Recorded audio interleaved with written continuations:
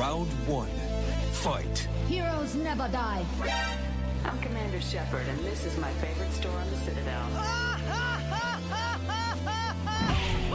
I used to be an adventurer like you. Then I took an arrow in the knee. Power, sex, power. They both come down to one thing. Hungry gamers. Hello, hello, hello, and welcome to the 289th episode of the Hungry Gamers podcast. We are powered by 8bit.net and those sexy legends over at Audio Technica. I'm your extremely humble host, Brendan White. You can find me just about everywhere at Brendan8bit. And joining me today, my podcast ride or die, the Raphael to my Michelangelo. You can find her on them social medias at Miss Ali Hart. Miss Ali Hart, how bloody are ya? I don't get Teenage Mutant Ninja Turtle references because I wasn't allowed to watch it as a kid. I'm reckoning Raph could be you. Like when you eventually do play or watch some TMNT, I reckon you might sort of side with Raphael. He's a bit more of a straight shooter, can be a little bit angsty, bit of a badass, takes no shit. I think he checks those Miss Hart boxes. But report back when you've sort of learnt to love the turtles and tell me if I'm on the mark. Okay, I'll have to suss them out. Yeah, I have no clue. They like pizza, so they're all good by me. That's it. No, that's a key connector in life. If you like pizza, there's a chance you're a good person or will like you. So the bar is pretty low, but pizza is fantastic. But we're back. We had a little bit of a mini break after some extended coverage on various Summer Game Fest and conferences that ran over the past fortnight. So hopefully you've had a chance to listen to all that, digest all that content, and add some things to your watch lists, because there's a lot of games on the way over the next 12 plus months to get excited about. But we're back. We got a normal THG episode here. It might be a little bit of a leaner runtime today. There's not a ton of news doing the rounds that we've managed to sort of dig up that we think's worth chatting about, or what we're feeling enthused to talk about. But I guess off the top here, as far as what we've been playing and what we alluded to there with the Raphael and Michelangelo reference is last week, Teenage Mutant Ninja Turtles Shredder's Revenge made its way to just about every platform in existence last Friday.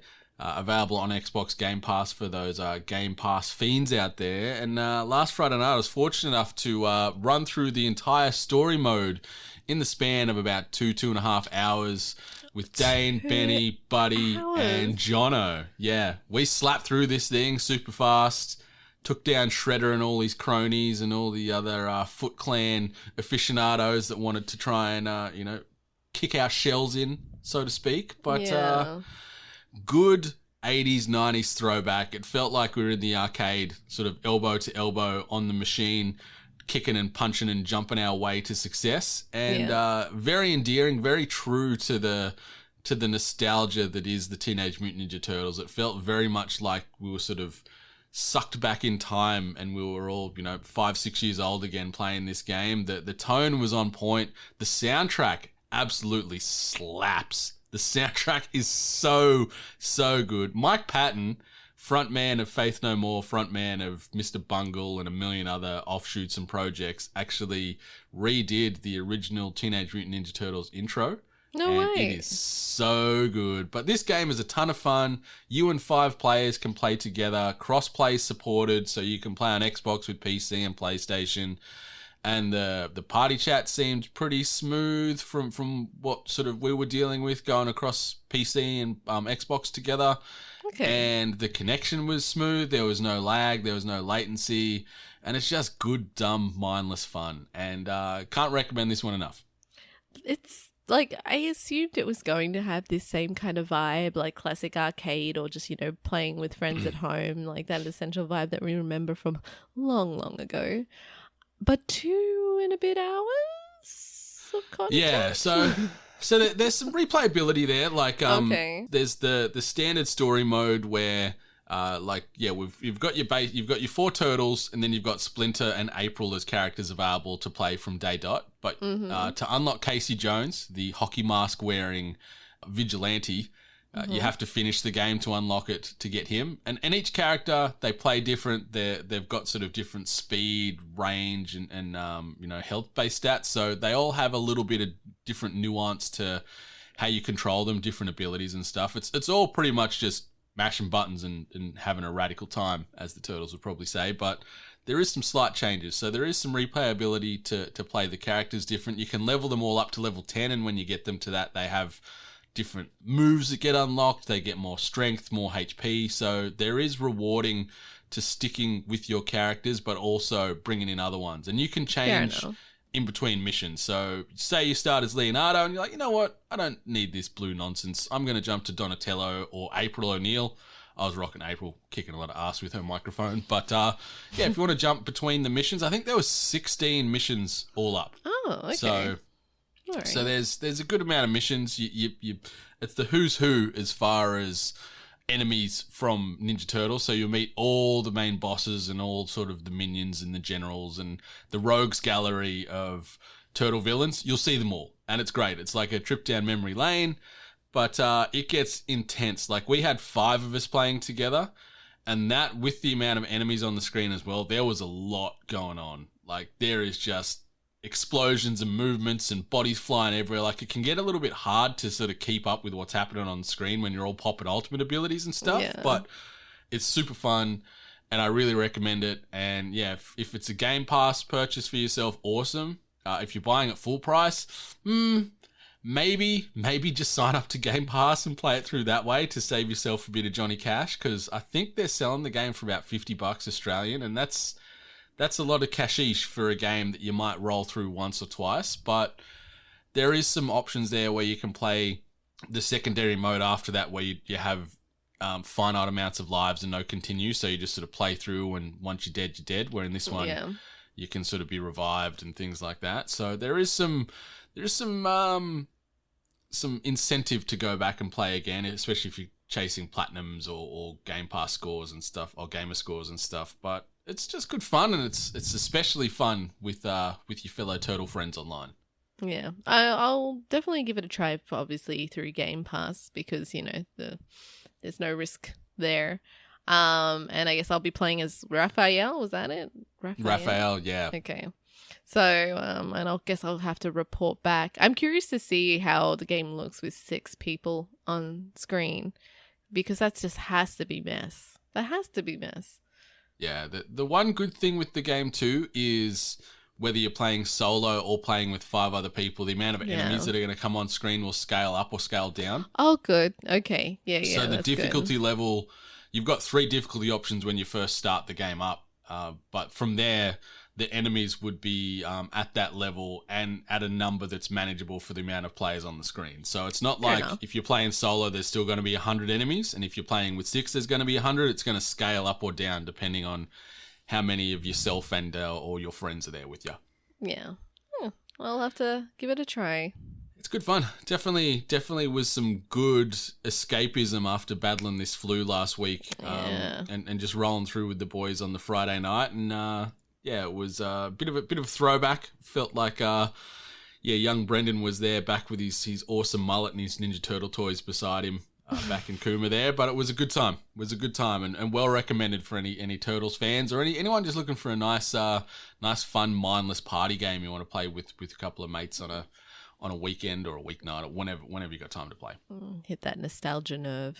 Oh yeah, scratch that itch in a big way. What about you, Miss Hart? What you been doing? I realized after the announcement that Fall Guys was free to like everyone, I was actually gonna try and get into that, but I then got distracted by Fortnite. Yeah, you did. Of course I did. It's been a big deal, and so they've added new content into Fortnite, where it is Darth Vader now lands on the map. And so as you're on that little bus loading into the Battle Royale, you see like Darth Vader coming in on his little ship, and you kind of watch where he lands on the map. And then if you choose to, you can go over and try and kill him and the stormtroopers that protect him, and these stormtroopers actually have pretty good aim. And then if you manage to kill Darth Vader, you get to run around with his lightsaber. So it's just a little bit of extra content that they've kind of thrown in there, and it's a little bit of fun. It's a little bit chaotic because everyone wants the singular lightsaber. So yeah, and it's cool. Like I did that drop with Narcy and a couple of the boys during the week, and we took him down, and then I was watching Nas throw the lightsaber out and obviously sort of force return it to himself and just chopping dudes up with the red saber, and it's a nice little wrinkle, and it's a tough battle. Like he's got some shields and he's got some health, old Vader. And he uses the Force as well, which caught me off guard. I didn't know that was a thing that could possibly happen. So I'm just, trying my best to shoot him or shoot something. And then my character is just ragdolled across the map. And I'm like, what the hell just happened? I saw another person try to attack him from a boat. And then the boat just like lifted off into the air. And I'm like, this is pretty cool. This is a pretty cool mechanic, especially for anyone that has no idea what's going on. But it was like a little bit of added fun. So kind of like jumped into that, scored some more like wins with my husband, and then just did a few solos, and then a few like just, I don't know why I enjoy running with a team of random people. I think it's such a like different challenge to playing the game solo, where you're trying to just figure out like what the team is doing. Am I with another team of 3 people who can hear each other? Like, or there's like one person that's clearly knows what they're doing, and so you kind of follow them. Either way, it's lots of fun. Anyone that's plays Fortnite, the new Star Wars content like that they're throwing in there is pretty fun. So, but I do plan to get into Fall Guys. I don't know if you're interested in jumping back into Fall Guys. I might make a cameo appearance. Yeah. Yeah, it's free and it's cross-platform too. So yeah. So I thought we would get a few rounds of that in again. It's all new, so I'm going to be completely lost. It's been a long time since I've played Fall Guys. So, but I do want to jump back in and just join the chaos of those little jelly beans. And it's just good. It was good, dumb fun. Like it is. I haven't played it, and I'd say you might have been the same time. Well, we probably haven't played it for maybe 12 months or so. Yeah. But those games, the last time we did play, really enjoyed myself, and it's just a ton of fun, and it's just silly, mindless insanity, and that's never a bad thing. Yeah. So anyone else, like, we all love free stuff. So Fall Guys should be free on everything, I think. Like on PC, you have to go through Epic. Yep. So Epic, Nintendo, PlayStation, and Xbox. Yeah. All free and all cross. I'm not 100% sure on the Nintendo if it's cross-plat as well, but I know PC or Epic, Xbox, and PlayStation you can play all together. Yeah, and I'm assuming Nintendo's part of it too. Yeah. So I think they've taken it off Steam, which is where I had it. But like, you can still play it, you just can't get it on Steam anymore, or something along those lines. So, but yeah, just throw that into the universe for anyone that wants a free game out there. That's actually pretty fun. Apart from that, I just wanted to give this a shout out. It's kind of different. I've mentioned previously that I've been watching a lot of D&D content and everything like that, but Critical Role had a little side campaign, a 4-episode little arc called EXU Calamity. The only reason why I'm bringing this up is because, well, first of all, this thing made me cry. It made me cry, and like, that's when not a common thing. It's not. And I just want to say, like, when I say it made me cry, I was dehydrated and I got a headache. Like, that's how much that's a lot of tears. That's big lot. Tears. It is a lot. The finale was last week, and yeah, it absolutely tore the souls of everyone. But it was fantastic. It was beautiful. It was well done. So anyone out there maybe looking into like getting into D&D, it's a 4-episode little side story in relation to the campaign of Critical Role's stuff, but it's set way back in the past, so you should be able to watch it without having to know too much. But in saying that, it was brilliant storytelling, incredible actors and participants and players, trying to convey this heart-wrenching story, and then obviously DM, GM, Brennan. You probably see his stuff come up every now and then. He usually appears on something called Dimension 20. Oh, yep. Yeah, so you probably maybe see him from that or College Humor. So he decided to be the DM for this one, and he is a brilliant storyteller as well. So for anyone that's want to dip your toe, it will crush your soul. It is a sad story, but it was brilliantly done. But yeah, EXU Calamity. So I definitely recommend that for a new avenue of incredible storytelling.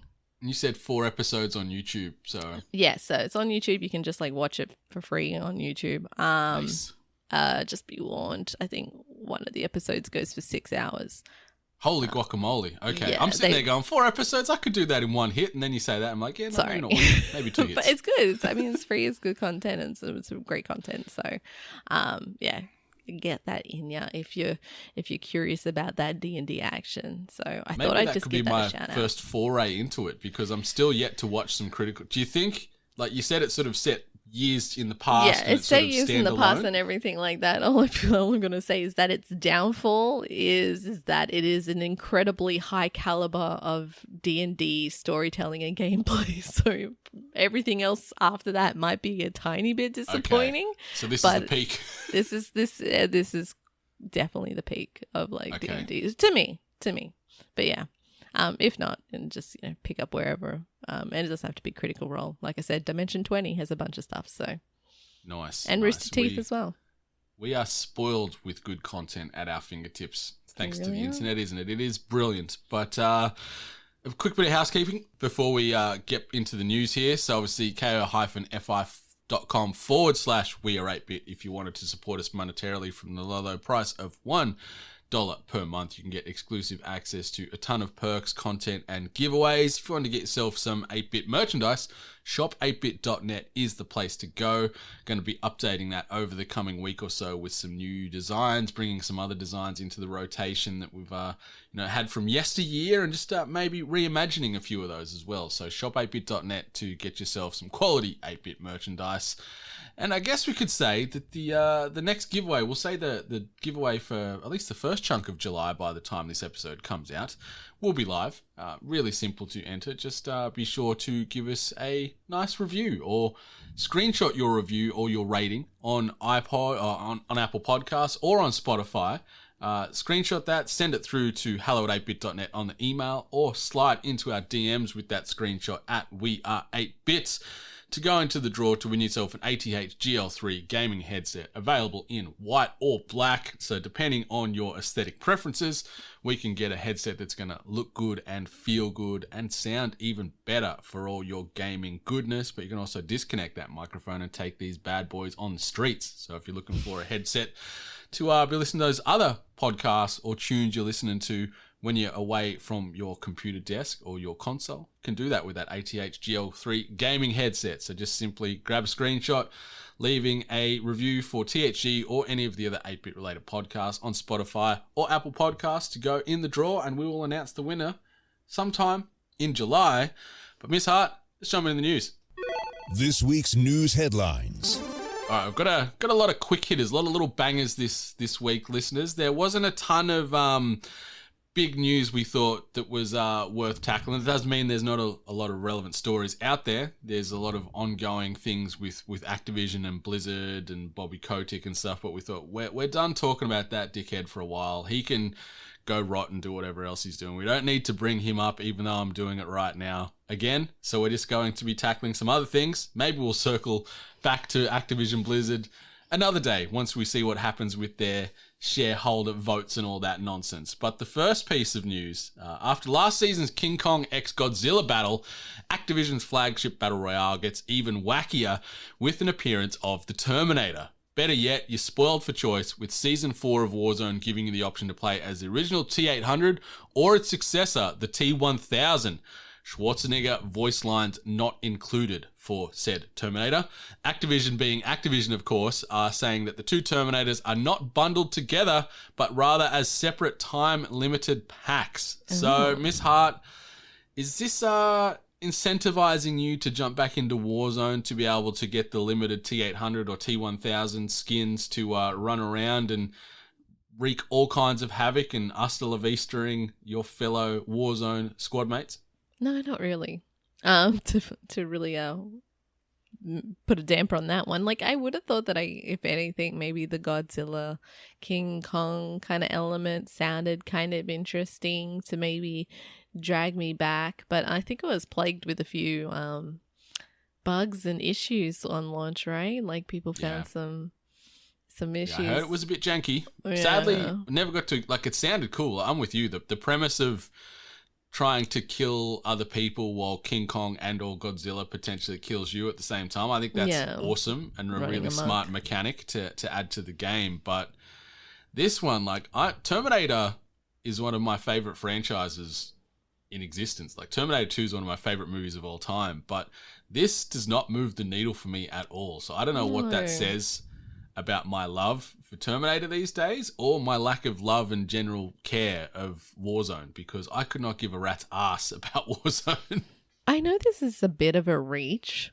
Do you think they're trying to take a few tabs from Fortnite in having these events of, like, you know, like specific things like King Kong, Godzilla, like name brands, like things that you know, and then now Terminator, where they're these events that are happening in game, in map, which you can interact with, and then also get the skin or the character or whatever. Like, I know this isn't the first time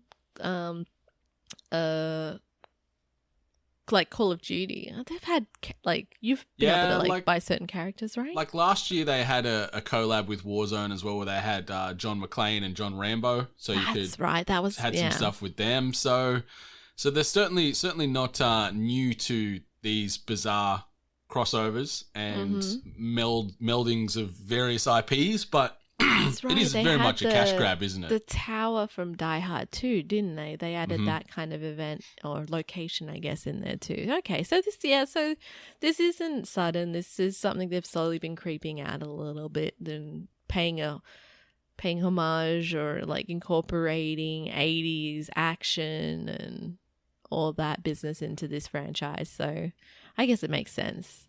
It's with purpose. Yeah, that's it. And like, you know, as evidence, like, we're just talking about how great that Teenage Mutant Ninja Turtles game was. Like, those nostalgia hits, those touchstones where you can transport yourself back to the 80s or the 90s when you watch this movie, or you heard that line the first time, and then you can do that in a game now that people adore and love. It's like, whoa, it's two of my favorite worlds colliding, and it's the best. And yeah, but it's just not a needle mover for me. Like, I love me some Terminator. Me some Terminator. But Warzone, do not care about at all.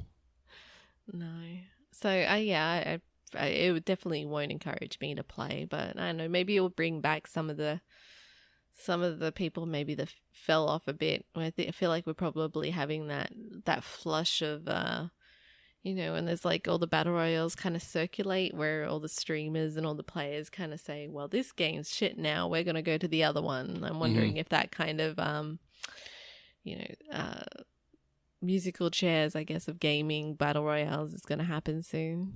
That's it. It's inevitable. Like, it's the ebb and flow, isn't it? Like, the Apex has ascended, and then it'll decline because there's a new COD out, and then Fortnite's back, and up, down, round and round we go. But it won't be the last time we have a collab making its way to Warzone. I'd love to see, because I've just been sort of processing in my head, I have not seen a Steven Seagal skin in any game yet. I don't care if it's Call of Duty or Fortnite or something, but bring back that 80s action hero, and also give me a Wesley Snipes skin. Maybe Demolition Man Wesley Snipes with the blonde hair and the overalls.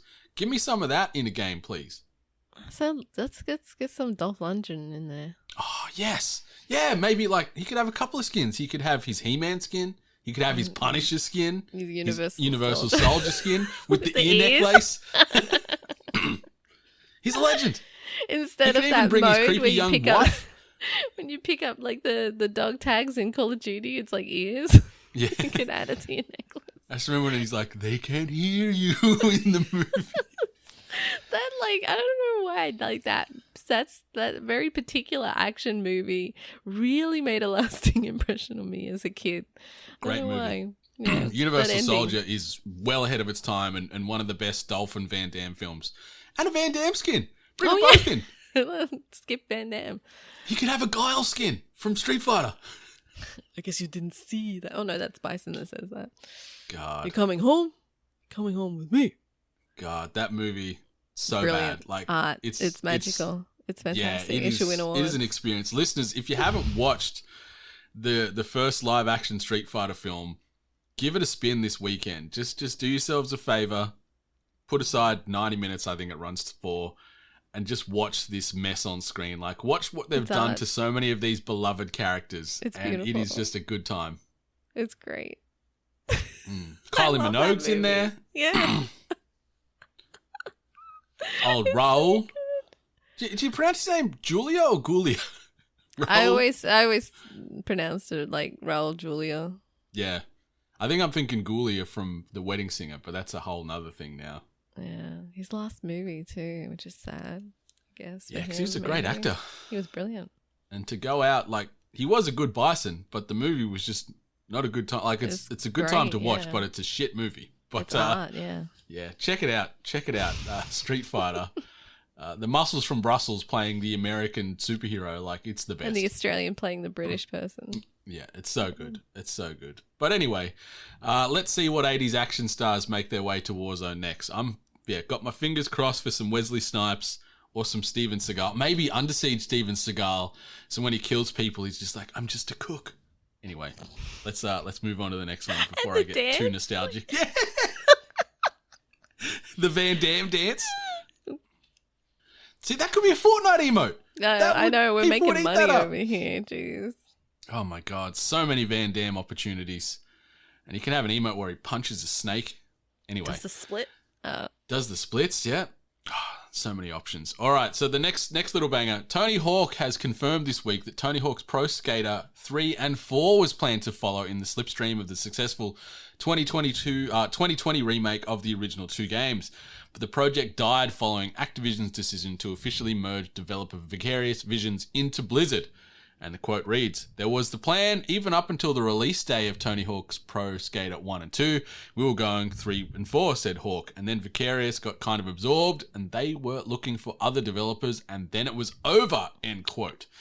So this is a bit sad. Obviously, Tony Hawk Pro Skater 1 and 2, the couple of the GOAT skateboarding games of all time, and then that re-release double pack was well met by games media and fans of the franchise. We had a hell of a time with it, and I was excited to see what they did with 3 and 4. If we thought it was unavoidable that it was going to happen, as is tradition in gaming. Yeah, not as old as new again, but doesn't look to be the case. And Mr. Hawk himself has confirmed that, and I think we're all a little bit bummed. And what's the opposite of gnarly in skate terms? Because that's what I'm feeling right. Oh, melancholy. There's a trick too. I'm feeling very melancholic about this as far as Tony Hawk 3 and 4. But anyway, how are you feeling about this one? I'm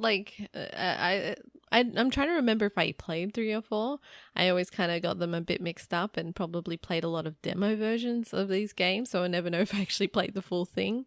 I'm just curious if this is like it's never going to happen, or it's just shelved for the moment, because I mean, like we said, we all enjoyed 1 and 2, and it was, met with pretty positive reviews of what I remember.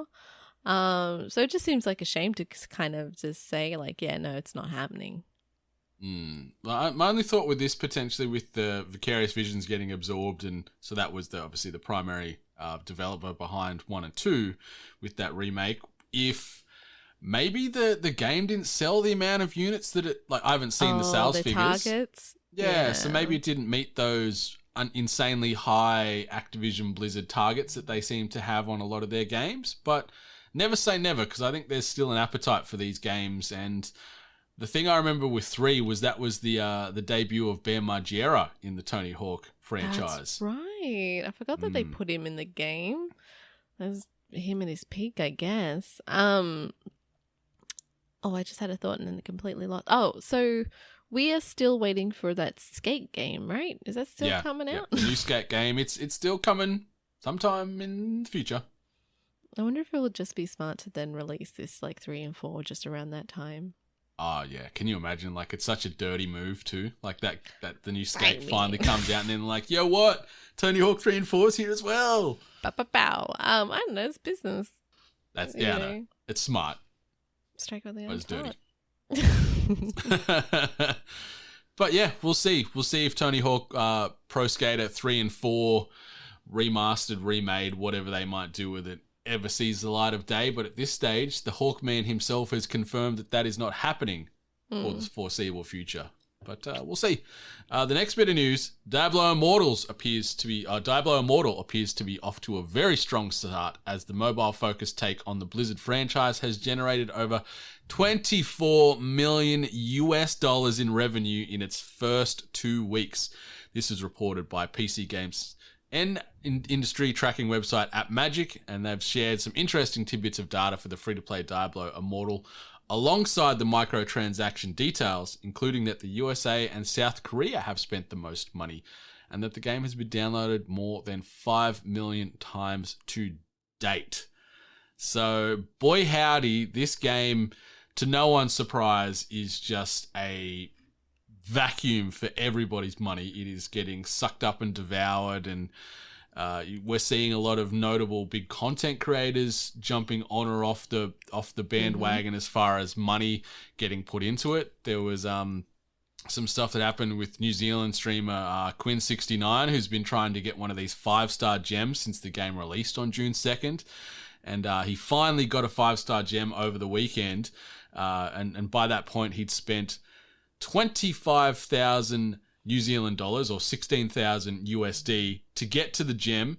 Got the gem finally, and as I guess a big meme controversial moment, the second he got that gem, he deleted his character and uninstalled the game, and then said some less than positive words towards Activision and Diablo Immortal on the basis of having to spend 16,000 US to get said gem. But I don't think Blizzard gives 2 shits, because they got 16,000 US for him to get that gem. So Yeah. who's the sucker?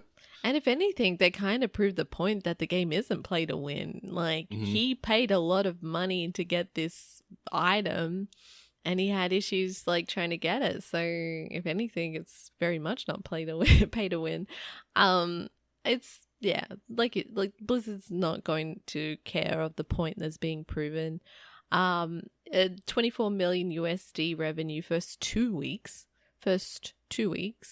I would say that the hype has kind of died down now a little bit on Diablo Immortal. It's been a while since I've played, and then respective parties that have also been playing, I haven't heard that they have continued on with the game. I do want to kind of put forward that now this like narrative that kind of came out, I don't know if it was due to bad reporting or whatever, but anytime Diablo Immortal is mentioned, everyone talks about how it's a pay to win game. And I just think that there's always this like message that's missed, or it's like, no, it's free, and actually you can finish the story without dropping a dime.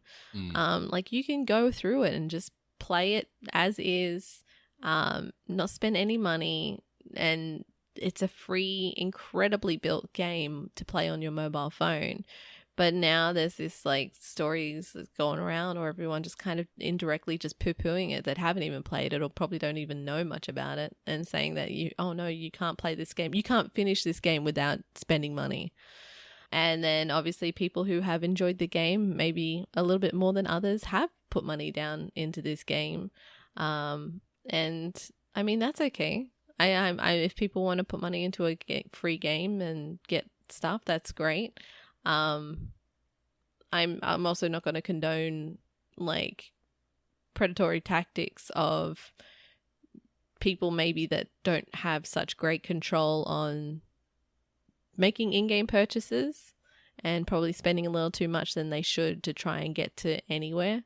But I just want to get the point across that a lot of people have been saying that you can't play this free game and finish the story without dropping money, and it's not true. A lot of people have completed the game without dropping money. So, and that's the biggest takeaway I think from this is, as is tradition with the internet, the person who screams and carries on the loudest, and the discourse that churns up the most hype and hysteria is usually the messaging that gets locked into everyone's brains where, yeah, you can play this game and have a good time by not spending a penny, or you can go the other route and chase these 5-star gems and spend an absurd amount of money. But yeah, you can have a good full experience by keeping that wallet tucked away and not giving Blizzard your cash, and still have a good time with Diablo Immortal. So don't just read the headline as far as Blizzard are dirty, money-hungry cash grabbers, which Because they are. That's not an out-and-out lie, that's for sure. And as is evidenced there by 24 million USD in 2 weeks, like that's a big uptake, and that money will continue to roll in for this game. But yeah, you can still have a very full, complete experience by tightening up those purse strings and just playing and having a good old time. But it's not going to be the last time we hear a bit of controversy or some weird pandering by various content creators to show how much money they burnt, and then a big middle finger to Blizzard by saying, yeah, I'm done with the game now. Suffer. I'm gone. Say goodbye to your whale. And they're like, well, we got all your money already, fella. Good luck.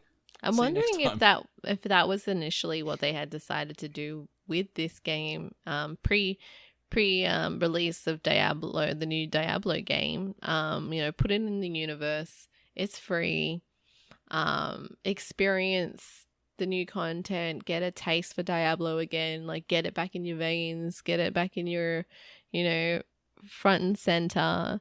And hey, you know what? If there's people that want to drop money, there's the option for you. And like they made 24 million in the first 2 weeks. And that's it. Yeah, I don't know if they were anticipating that they were going to retain everyone. That's it. Like no doubt that 24 million that covered probably all the development and the server hosting costs from the last several years. So they're probably already in the black after 2 weeks. And yeah, all they need is a few big whales chasing those gems, because crunching the numbers, I think it's you need 6 5-star gems to be like fully socketed max level as far as getting as good a character as you can. 5 or 6 of those gems. So it translates to over $100,000 if you're just like paying for power to try and get there as quick as you can. I mean, you can hope that RNG gods will be kind and get you eventually, but obviously the dropping the money's the quickest way to become Diablo Immortal god tier. And so, yeah, all they need is a handful of cashed up content creators to drop those 6 figures here or there to keep this game afloat. Yeah, exactly. All right, next bit of news. We've had confirmation that Overwatch 2 is going to fully replace the original Overwatch at launch. During a Reddit AMA this past week, Overwatch 2 director Aaron Keller confirmed that the upcoming Overwatch sequel will replace the original live service when the game launches this coming October. The quote reads, "When Overwatch 2 launches on October 4th, it will be a replacement for the current live service," he confirmed. In other words, the original Overwatch will no longer be playable once the new game releases. Instead, players who try to play Overwatch will be prompted to upgrade to Overwatch 2. Blizzard is pursuing this model in order to retain a unified player base. When the sequel was originally announced back in August last year, Blizzard claimed that Overwatch and Overwatch 2 players would be able to play side by side when playing the same modes. The original plan allowed Overwatch players to play on the brand new Overwatch 2 maps and as the new heroes. The then in-game director Jeff Kaplan said it was a shared multiplayer environment where no one gets left behind. In other words, multiplayer PvP would have been possible across the 2 titles. Now it looks as though Overwatch will in fact be left behind. Overwatch will essentially roll right into Overwatch 2, which is already planned to retain old legacy content while adding new maps and systems. The fact that Overwatch 2 will be free to play means this should be an easy enough transition, since no players need to pay for the new game. It should also be noted that Blizzard is doing away with loot boxes completely for the sequel. However, for anyone still keeping their loot boxes, those will be opened automatically and their contents will be transferred to your account in the sequel when it releases October 4th. So, There you go. I think this is a smart play. Like, it's going to keep the existing player base. It alleviates any stress and uncertainty, and the fact that no one has to buy Overwatch 2, they just upgrade. Like, it's just an update, really. Your Overwatch that's in your player, whether it be on in the Blizzard launcher, on Xbox, on PlayStation, they'll just push an update through to that server bank, and you'll have to update the game, and that little icon will change from Overwatch to Overwatch 2, and the gaming will continue from there. So I think it's a smart move. It's a very smooth, seamless, touch wood, transition, hypothetically, when this happens on October the 4th. But I think this is probably the best way to roll this game out. I think so too. Like obviously being free to play now, it should be easy to do, and I hope everyone that even has like disc copies of the original game shouldn't run into too many issues. It should probably be buffered on top. I was curious how they were going to originally have like original Overwatch players play with Overwatch 2 players without having any kind of server issues or any kind of weird like matchmaking issues, or anyone like maybe you want to play as a like in a team and you've probably got like two different versions amongst the team. So but yeah, I think it's great. I think it's a good rollout. The alpha beta thing will be coming out soon if you haven't signed up for that, to give the game a bit of a test before release. And yeah, October, like sneaking up. It ain't far away. We're like 3.5 months away and this game's going to be out. We're looking for a big October. We'll talk about that more shortly. But yeah, I'm excited. Like, I haven't played a game of Overwatch in easily a couple of years. Easily. But maybe I need to sign up and just give this one of these upcoming betas a spin just to see how it feels. I'm assuming it's going to feel just like Overwatch, just with some new characters and functionalities, which is not a bad thing because it was a clean, fun game. Yeah, and like the main reason I left was probably toxicity and then a little bit of exhaustion in the same maps and rolling out the same characters and such. But playing the beta definitely kind of like opened that old wound, just kind of made me want to jump back in and be a sucker for punishment. So I'm looking forward to it. I kind of been ignited in wanting to play it again, and the Overwatch League has been going on and I've been watching that on YouTube as well. So it's kind of fun to watch. The passion is getting reignited. Yeah. Nice. Yeah, so we'll see. I'll jump in and give it a go. See if it holds my attention a little bit enough to maybe pull me away from Fortnite and things for a little while, but we shall see. All right, and the last bit of news we wanted to tackle here. Back in March of 2022, Destiny 2 YouTubers were hit with fake DMCA takedowns. Now, Bungie has found the culprit, and it's on a warpath worth as much as $7.6 million US. A lawsuit filed this week by Bungie claims that Nicholas Minor, a YouTuber going by the name Lord Narzo, is responsible for the fake DMCA notices, issuing them to fellow YouTubers after he himself was hit with a real DMCA notice from Bungie. 96 times Minor sent DMCA takedown notices purportedly on behalf of Bungie, the developer explains. He identified himself as Bungie's brand protection vendor in order to have YouTube instruct innocent creators to delete their Destiny 2 videos or face copyright strikes, disrupting Bungie's community of players, streamers, and fans. If this wasn't bad enough, it looks as though Lord Narzo was heavily involved in community discussions surrounding the DMCA takedowns, which were at the time assumed to be from Bungie. All the while, Lord Narzo was taking part in the community discussion of Bungie's takedowns, spreading disinformation, the studio said. This caused Bungie significant reputational and economical damage for obvious reasons. Minor's original and real DMCA notice was issued by Bungie after he uploaded the soundtrack for the Destiny expansion, The Taken King, to his YouTube channel. Minor allegedly refused to remove his videos, leaving them online until they were eventually removed by YouTube in January. Minor allegedly retaliated by registering a new Gmail address designed to mimic the email addresses of employees of CSC Global, the company who enforces Bungie's copyright. He then began issuing fake DMCA notices to Destiny 2 creators. This Destiny 2 community was bewildered and upset, believing that Bungie had reneged on a promise to allow players to build their own streaming communities and YouTube channels on Destiny 2 content, explains Bungie in the lawsuit. Destiny community members were also misled to believe that Bungie's brand protection against what was also misled to believe that Bungie's brand protection agent was also fraudulent, causing confusion among users as to the authenticity of legitimate DMCA notices. Bungie had to devote significant internal resources to addressing it and helping its players restore their videos and channels. Holy guacamole, yeah. $7.6 million. Lord Narzo, I guess the whole hell hath no fury wording here, he was found to be doing things in the wrong at the start of the year. He ended up having a bit of a bee in his bonnet for being called out for said wrong behavior, and said, you know what, I'm going to retaliate in the pettiest, cheekiest, slimiest way possible and create hell for 96 content creators out there. And then obviously the landslide of bad press that Bungie copped on the back of this too. And they've found them. Nicholas Minor is being held accountable and potentially might have $7.6 million worth of fines and damages and restitution to pay to Bungie for his very immature behavior. Miss Hart. It's wild. Wow.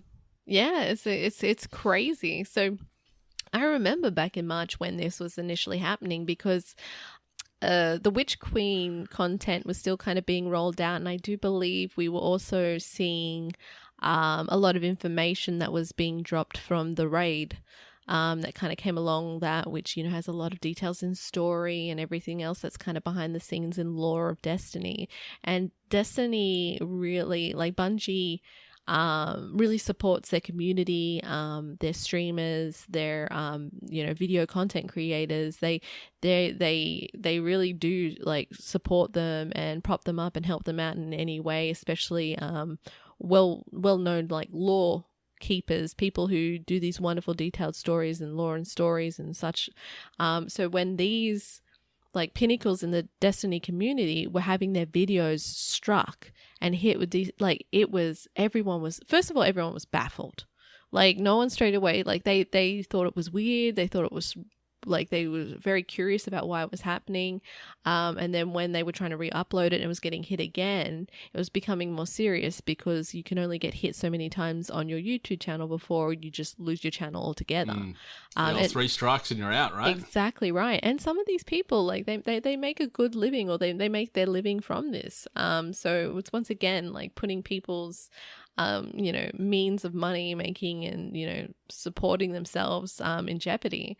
And then speculation, then people started talking, because obviously people were still kind of coming off the news of Bungie being bought by Sony. PlayStation. Yeah. And then there was like all this speculation that, now that they're bought by them, they're going to be harsher on takedowns and this and that. And yeah, so it definitely was a turbulent time for the Destiny community when this was happening, and now to only find out it was just some bitter player who had something marked on something that he shouldn't have been doing, and he obviously got the warning first and decided to push back, and it was only after him getting hit after pushback he decided to do something ridiculous of impersonating a company. And then doing damages and such. So like, that is a massive amount for a petty action. And I definitely also think this is like a wider kind of problem with YouTube and their takedown system, and investigating that sort of stuff as well. So yeah, it was a crazy time for Bungie. It was a crazy time for the community. It was pretty rough, and but yeah, it's gonna cost someone really bad. Yeah, like will they take him for all $7.6 million? Probably not. Like, I doubt that old Lord Narzo has that amount of money sitting in his bank account, and if he does, power to him if he earned it in a legal, fair way. But yeah, like what you just touched on then is one of the biggest sort of eyebrow raisers in this little news article for me was all this dude did was make a Gmail address that was similar to the CSC global ones. Like, so it was, I don't know, bungiedmca26@gmail.com or something. And that's all he needed to get this train on the tracks and get this momentum moving and disrupt 96 people's lives and potential careers and cause all this discourse. Yeah, like, it's not even that he bought a URL that was like, it was cscglobal.net instead of .com. Like, it's a Gmail account. They're free to make. You can make whatever the hell you want at gmail.com. That might already be taken, but, chuck something else at the back end of that. But, yeah, the fact that that's all he had to do to cause all this drama and disrupt so many people's livelihoods is baffling to me. Like, YouTube's a billion dollar company, and to get through their DMCA security checkpoints and stuff by just making this email address and talking in a way that sounded believable, like come on now. But I'm happy they got to the bottom of this. I'm happy that the community has I guess bounced back and been like their accounts and their channels have been restored. Like, Bungie's been working very extensively in the background to get all those people made whole again, you could say, from the back end of this. And I'm very curious to see what happens with old Nicholas Minor, aka Lord Narzo, and what they end up settling for here. But just settle down. Like, the dude, like, you're in the wrong to begin with. Just take it on the chin and move on, instead of feeling like, no, you've been hard done by now, even though you did the wrong thing to begin with, and now you need to make everyone's life hell. Like, just take a breath. Go for a walk, get a glass of water, do something. Like, your day can't be that hard and that bad to have to go straight to this type of desperate action to seek revenge. Exactly. Or else it'll cost you. Yeah, it might cost you to the tune of $7.6 million US. But yeah, well, when we hear more, or if we ever hear more as far as what the damages payment is and what the decided terms are once this thing gets handled through the courts, we'll circle back. But for now, let's change the tune and talk about some cool things coming up in the next couple of weeks and months. Tweet of the week. And this tweet comes via way of @BenjiSales on Twitter. And the tweet simply reads, if nothing gets delayed, October is getting packed with game releases.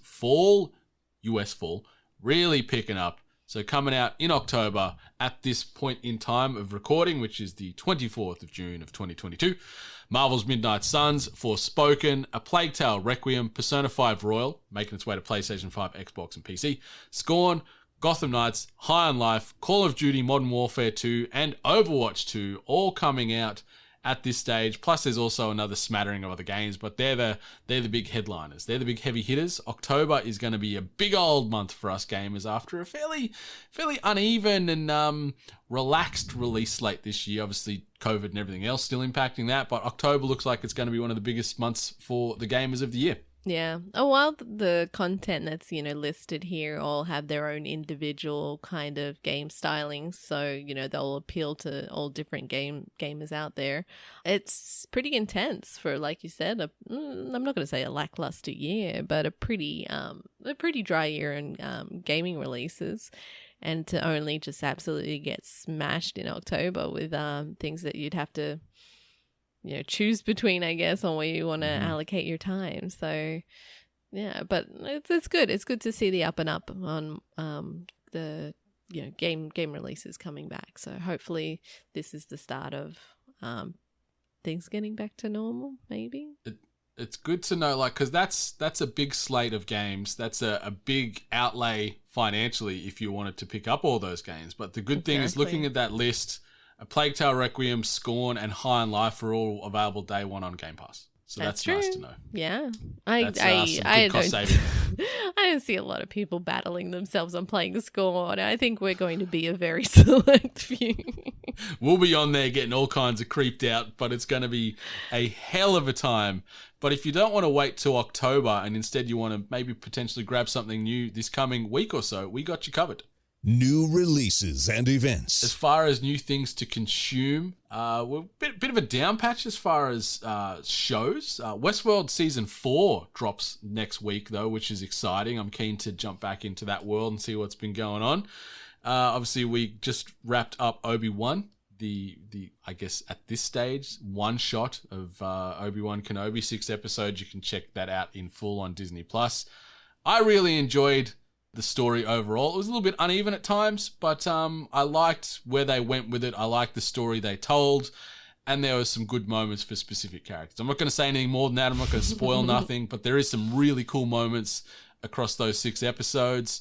We'll also have this coming week the 4th episode of Miss Marvel, And if you want to look for some new games to sink your teeth into this coming week, we've got Disgaea 6 Complete on PlayStation 5, PlayStation 4, and PC. We've got DNF Duel, Escape Academy, Phobia, St. Dinfer Hotel, MX vs ATV Legends, Monster Hunter Rise Sunbreak, which is obviously the Switch and PC offshoot from the Monster Hunter franchise. We've got the expansion for Outriders, which is World Slayer, dropping on all those platforms. And then F1 2022 for all those motorheads out there that want to jump into the shoes of Lewis Hamilton or Fernando Alonso or Max Verstappen or whoever their racing fanboy is of choice. Pretty They're there impressed. for you, and you can squirt around those tracks at 300 plus Ks an hour. But Miss Hart, that brings us to the end of THG 289. Anything you wanted to say or shout out before we get out of here for another week? Yeah, let's all see if we can find each other on Fall Guys. Everyone out there, check it out. Look at our socials. See if we kind of throw it out in the to the universe, and you might be able to play along. Who knows? Hell yeah, I'm down to have a spin. Just maybe slide into the Discord if you are jumping on. Obviously, you can check the Discord link in the direct show notes here. Just expand out the episode description. There'll be a hyperlink you can click straight into the Discord and just jump in there and say, mate, I'm rolling out Fall Guys tonight or tomorrow at this time. Need some squad mates, and no doubt there'll be some people in there that can jump on in and have a great jelly bean of a time with you and your other friends. So Miss Hart, that's the end of episode 289. I guess it's time to say goodbyes and gear up for episode 290 next week. But 8-Bit Nation, thanks for stopping on by. As always, it's been our pleasure. Much love. And stay hungry. You've been listening to The Hungry Gamers, one of many gaming and geek culture related podcasts from the 8-Bit Collective over on 8bit.net. Check out more episodes on your podcast service of choice. And while you're there, please be sure to rate and subscribe. Until next time, boys and girls, stay hungry.